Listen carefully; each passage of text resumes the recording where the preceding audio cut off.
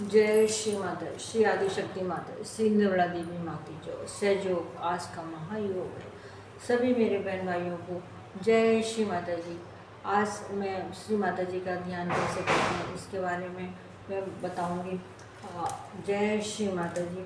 सहयोग में हम श्री निर्मला माता का ध्यान करके करके द्वारा भी हम अपने चक्रों और नाड़ियों को शुद्ध करते हैं, क्योंकि श्री निर्मला माँ आदि शक्ति हैं, परमात्मा हैं, गुरु हैं और धन्वंतरी भी हैं।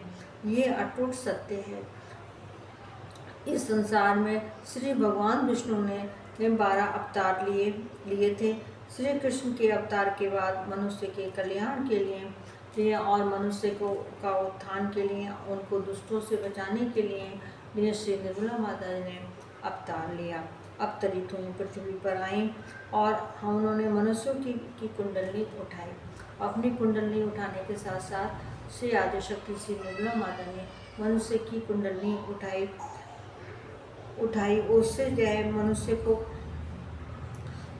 माँ ने बताया कि हमारे शरीर के अंदर जो सूक्ष्म तंत्र है उसके साथ में जो हमारे चक्र और नाड़ियाँ हैं उनको हम कैसे शुद्ध करें।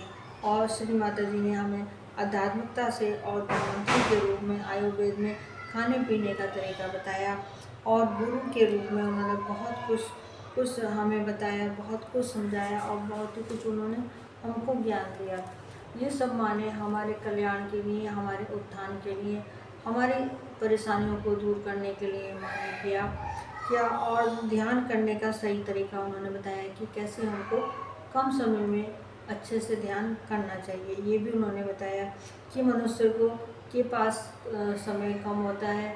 समय की आजकल मनुष्य के पास बहुत ही ज़्यादा समस्या है, कम है, तो उन्होंने बताया कि हम कम समय में भी कैसे भगवान का ध्यान कर सकते हैं और कैसे हम अपने चक्रों को शुद्ध कर सकते हैं। ऐसा उन्होंने उनको वो तरीका माँ ने हमको बताया।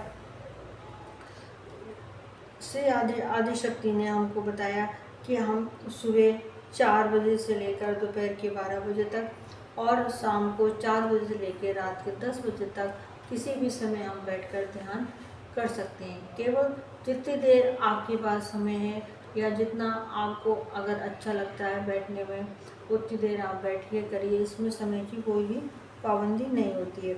इसको करने का तरीका मैंने बताया कि आप श्री निर्मला माता की फ़ोटो के सामने आप दीपक जला लें, चाहे सरसों के तेल का हो, चाहे घी का हो, चाहे तिल के तेल का हो, नहीं हो तो मोमबत्ती भी जला सकते हैं। मतलब कैसे भी करके आपको दीपक जलाना है और माँ के सामने हाथों को खोलकर बैठना है। हाथों को खोलकर माँ के सामने बैठना है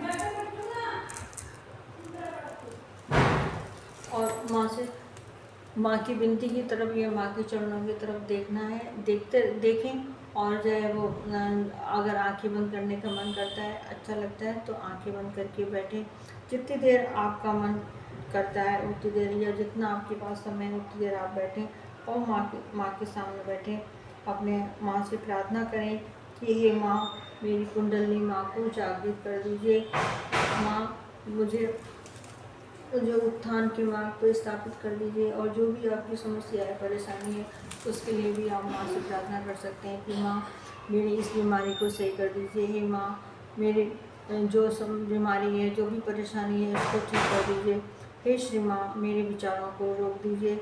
यही प्रार्थना करें। जितनी देर आपको अच्छा लगे उतनी देर आप बैठें और रोज़ सुबह और शाम आपको माँ का बैठकर ध्यान करना है। मैंने समय बताया है कि इस समय आप जब भी आपका पास समय हो तो उतनी देर आप बैठकर ध्यान कर सकते हैं।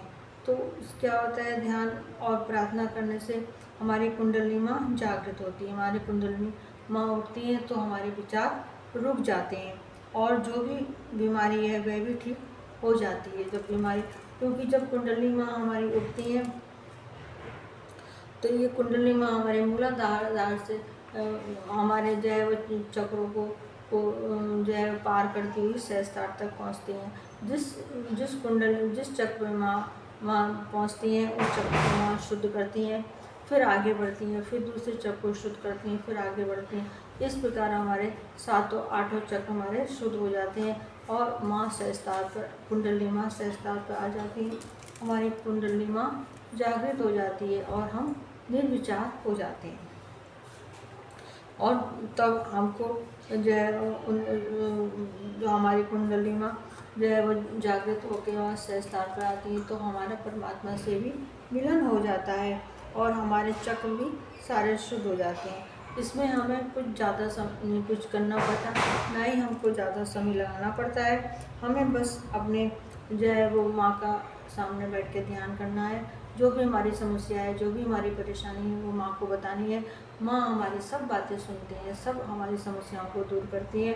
बस हमें थोड़ा सा उन पर विश्वास करना है और थोड़ा सा धैर्य रखना होता है, क्योंकि आज बहुत से लोग चाहते हैं कि आज हम माँ से कहें तो कल हमारी समस्या दूर हो जाए। ऐसा कुछ नहीं है।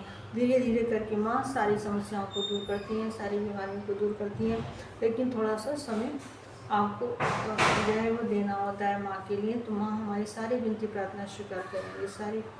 और मैं इसकी नाड़ियाँ कैसे शुद्ध करते हैं इसके बारे में मैं आपको दूसरे वीडियो में बताऊंगी।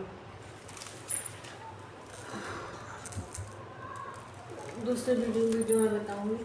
जिन बहन भाइयों ने मेरा ये वीडियो पहली बार देखा है वो लोग इसको सब्सक्राइब करें, लाइक करें, और जो मेरे बहन भाई वीडियो लगातार देख रहे हैं वो लोग इस सबको, मेरे बहन भाइयों को जय श्री माता जी।